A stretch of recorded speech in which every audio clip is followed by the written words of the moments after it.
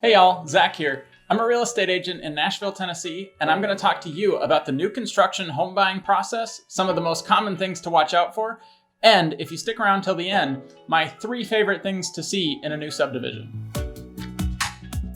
First, let's talk about what a subdivision really is in real estate. We all know that it's just a neighborhood with new construction homes. However, let's talk about the actual specific definition of a subdivision. A subdivision in real estate is when a developer buys a large plot of land, lays in a plan for that land, and subdivides it into smaller lots. The developer will typically add in utility lines, roads, and establish home construction guidelines for future builders. After the developer does that, he or she will sell out the individual lots of lands to builders who will then build your home for you. Different developers have different processes for the actual build. Some of them will use their in-house building team. Some of them will contract out to a single builder in the neighborhood, and some will contract out to multiple builders who all build according to specified guidelines set forth by the original developer of the subdivision. If you ever see a subdivision number 2 or a phase 2, that's a second large plot of land that's been subdivided. And the way the city zoning works and the way the build process works, developers typically like to subdivide one plot of land at a time. And so a lot of times you'll see phase 1 or phase 2 of the same name of subdivision.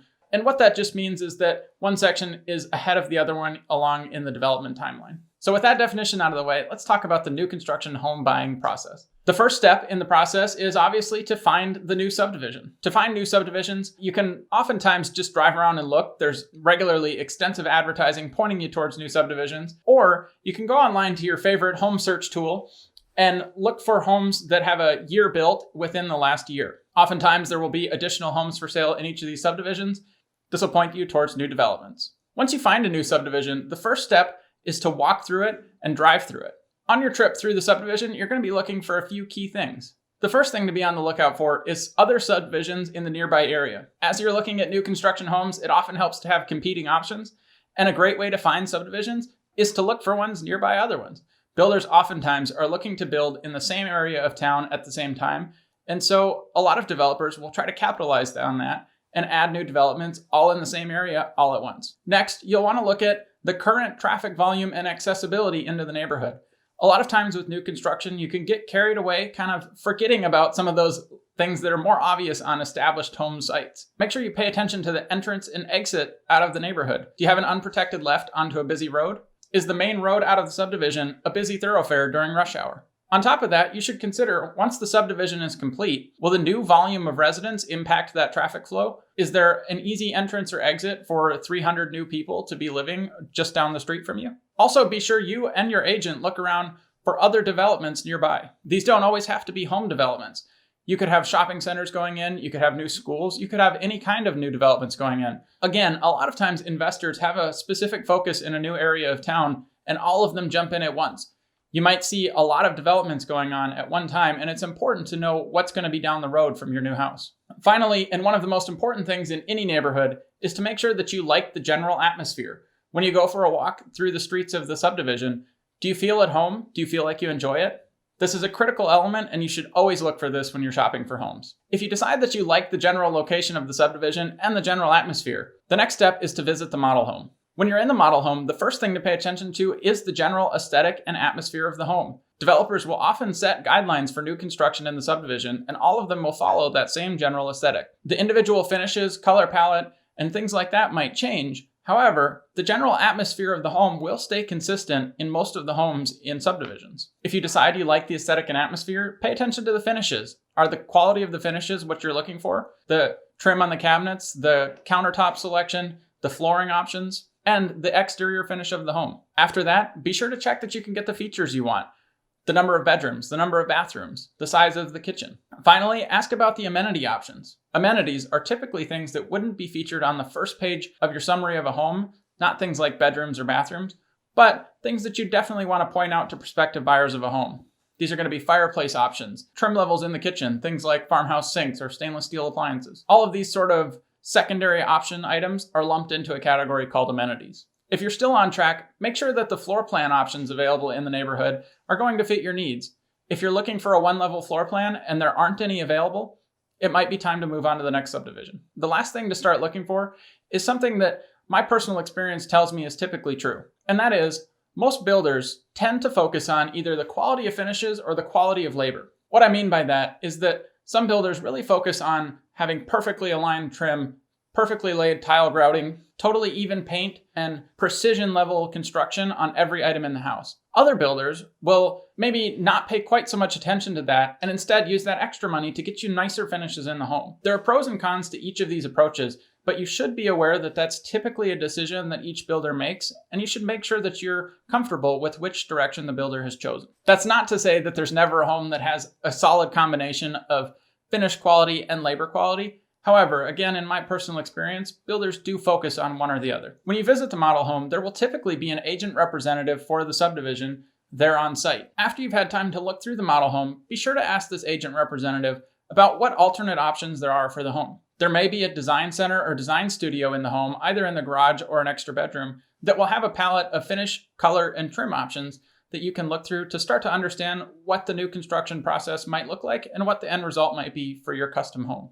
This is also the point where you start to talk to the agent about alternative floor plans, features, and amenities. Once you've got a feel for whether or not you might be interested in a home in the subdivision, it's time to look at the specific lots that might be available. Typically, you'll run across lots that are available from just the ground and utility lines to almost complete and fully constructed homes. You should also be sure to ask the agent representative if there are any at-risk contracts. I personally have had a buyer that was able to take over a contract from a potential buyer for the property that didn't meet their home sale contingency, and therefore was able to get into the new construction home much sooner than they otherwise might have been. If you think that there's a lot that might fit your needs, it's time to ask about the timeline. Speaking of, one of the things that you'll want to make sure that each lot fits is your timeline. When are you looking to actually move into the home? You should also consider that currently there's a little bit of a shortage in the home labor market and also pretty high volatility in material prices and availability. What that means is that the final date of finished construction may be a couple weeks off from the projected date. If there are some lots that meet your needs, it's time to go visit them and see where your future house might be. When you're on a lot, there's a few things that you should make sure you pay attention to. The first is to ask yourself, are there room for the things that I want to add to the exterior of the house? Is there room for landscaping? If you want to extend the patio, is there room for that? Maybe a built-in grill. Maybe you want to add a pool or a hot tub. This is the time to make sure that after the house is built on the lot, there's going to be room for those additions. Next, you should think about the access to the lot. Some people prefer to have their home towards the back of the subdivision where they're buried inside and away from main roads. Other people really dislike the long commute in and out of the neighborhood itself and want to be a little closer towards the front of the neighborhood. Make sure you pay attention to where the home is located, even within the subdivision itself. Next, you want to pay attention to the weather on the lot. That means which direction does the sun rise? Which direction does the sun set? And where does the wind come from? Some people really like to be able to watch a sunset from their back patio. Others hate how hot the sun can be on a summer afternoon. Make sure that the weather conditions for the lot fit with the way that you'll use the property. Finally, be sure to consider the sound on the lot. Are you near a busy road? Once the neighborhood is finished, are you going to be on a main thoroughfare through the subdivision? You should also think about the location of the lot relative to nearby community centers. A common example might be a home that's fairly close to a high school. You might enjoy being able to walk over to Friday night football games, but you may also really dislike band practice throughout the summer. These are all things to make sure you think about while you're on an empty lot, because a lot of times they're more apparent on established homes. On an empty lot, you can get distracted thinking too much about what the exact house that you're going to build there looks like, rather than also considering the overall location of the lot that's already in front of you. If you decide you're going to purchase new construction on a specific lot, it's time to get to the contract phase. The first thing to know about new construction contracts is that they are typically first come, first serve. That means that builders often have very little room to negotiate. They may be offering special coupons for upgrades or design changes. However, typically, builders will want you to pay the list price that they're asking for on the property. In today's market, that means that if you find an available lot, you should be ready to act quickly and get the lot under contract. Oftentimes, the builder will have a pre-written contract. This is fairly standard practice, but you and your agent should go through the contract and make sure that you clearly understand every element of the contract. If there's anything in the contract that you or your agent aren't comfortable with, you should make sure you consult with a real estate attorney to be certain that you fully understand what you're signing up for. At this stage, there's two more things that you should make sure you understand before you get the property under contract. The first thing you should make sure you ask is, how are upgrades and finish selections handled? If you select an upgraded feature, are you required to pay for it when you select it?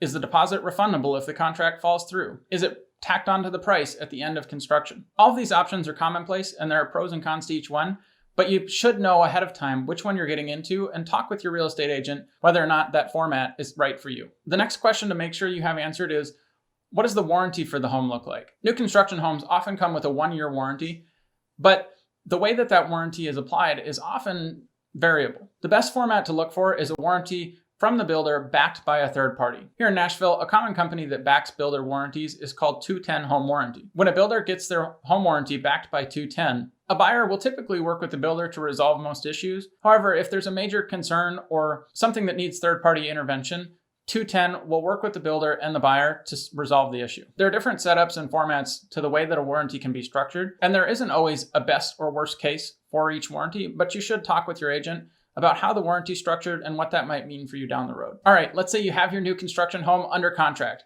Congratulations. It's time to get started with the build process. Typically, you'll be welcome to visit the home as it's being built at any time. If you do plan on stopping by to check on the quality of construction and to make sure that everything's progressing well, you should plan to stop by at different times. You should make sure that you like the flow of the site in the morning, in the afternoon, and you should make sure to visit when there's not active construction going on so that you can get a feel for how things are progressing. Again, there are shortages in labor and there's high volatility in materials right now. So be sure to work with the builder and the design center to address any issues that come up, resolve them quickly, and work towards a solution that meets your final design needs. As you approach the end of construction, you might be wondering about the inspection process. Typically, when you purchase a home, you'll always want to get an inspection before you close.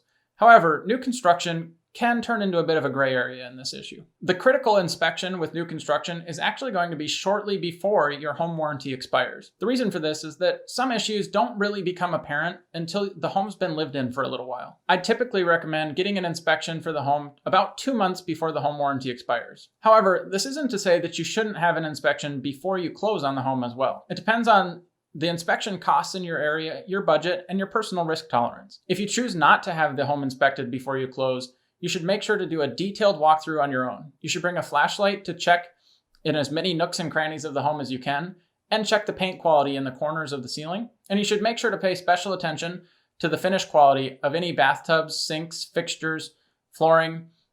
You should check inside the closets. Make sure that the switches and electrical outlets work properly. Even though you'll be able to fix these issues after you purchase the home, finding them before you make the purchase can reduce your stress a little bit later on. With that out of the way, it's time to close. Make sure that you're talking with your lender along the way to get any necessary appraisals or other paperwork done on time so that you're ready to close. With new construction, one of the advantages over existing homes is that you know what you're moving into. Make sure you have a plan for how you're going to unpack and unload into your new home. Finally, again, there is a labor shortage and material volatility in the market right now.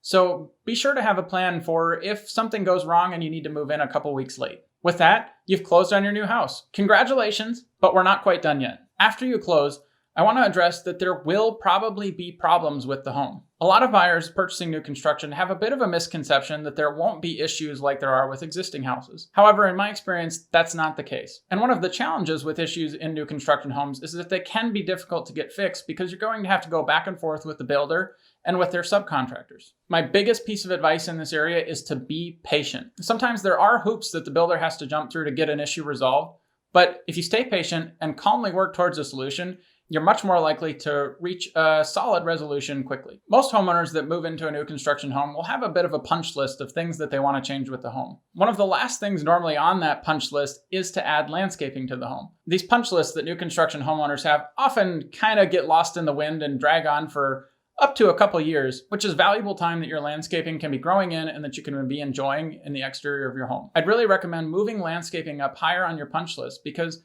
again, in my experience, it's always something that's better to have done early and can often fall behind if you don't address it quickly. Finally, and I've already mentioned this, but about 2 months before your home warranty expires, be sure to have the home professionally inspected and make sure that you communicate any issues found with your builder as quickly as possible. With that, we're done covering the new construction home buying process and the things to watch out for, but I still have to tell you my 3 favorite things to see in a new construction subdivision. The first thing that I really like to see, and I think the most commonly known, are clean construction sites. We've all seen construction sites with trash piled up outside and materials strewn around the yard, no real idea what's going on, and a total mess. In my experience, sometimes these messy homes turn out just fine and are loved by the families that move in.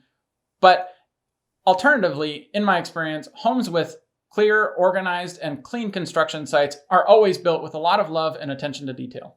The next thing up, and often not considered by new construction home buyers until they move into the house, are the sight lines of the house. What do I mean by that? Generally speaking, and you'll see this as you look at a couple new construction homes, a lot of builders don't pay much attention to the sight lines of their floor plans. This will result in you standing at your kitchen sink looking out the window and straight into your neighbor's kitchen sink window. A home with good sight lines might require you to crane your neck a little bit to see into your neighbor's house. One of the reasons this is important is that the less work you have to do to enjoy your home, the better. If you have good sight lines that don't look straight into a neighbor's house, you're more likely to keep your blinds open up your curtains, and let that natural light come into the house. Finally, and my favorite thing to see at new construction builds, are existing trees. What do I mean by that? It's very uncommon and often only on luxury homes, but new construction builds that leave previously planted, existing, and healthy trees on the yard often feel so much more loved, established, and permanent than new construction homes placed onto a bare lot. If you can find a new construction build in your price range with established trees already on the lot, it's a great way to kickstart your landscaping and help your home feel more established and permanent. So that's my guide for the new construction home buying process and some of the things to watch out for. If you're considering purchasing a new construction home, feel free to send me a message or leave a comment, and I can work with you to help you through your specific situation. Also, if you're considering buying or selling a home in the Nashville area, again, send me a message or leave a comment, and I can talk to you about your specific situation. With that, to get the most out of your current and future home, be sure to like, follow, subscribe, wherever we're at. I can't wait to see you in the next video. Thanks.